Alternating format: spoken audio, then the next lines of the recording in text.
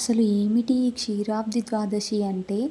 మనం చాతుర్మాస్యం అంటాం తెలుసు కదా. అంటే ఆషాఢ శుద్ధ ఏకాదశి నాడు శ్రీ మహావిష్ణువు యోగనిద్రలోకి వెళ్తారు. మళ్ళీ కార్తీక శుద్ధ ఏకాదశి రోజు ఆయన యోగనిద్రలోంచి మేల్కొంటాడు.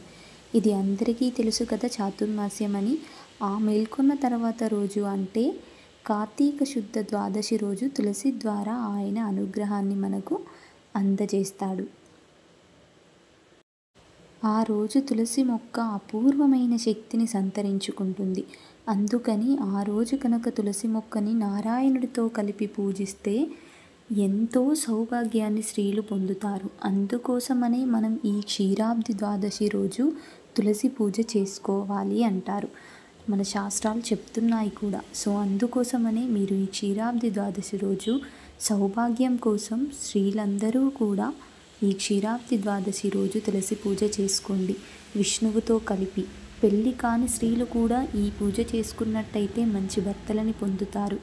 ఎలా ఏంటి ఎందుకు చేసుకోవాలి ఎలా చేసుకోవాలి మొత్తం అంతా కూడా నేను క్లియర్గా లాంగ్ వీడియోలో అప్లోడ్ చేశాను. తప్పకుండా ఒకసారి లాంగ్ వీడియో అనేది చెక్ చేయండి. మీకు డీటెయిల్డ్గా ఇన్ఫర్మేషన్ అనేది అందించాను.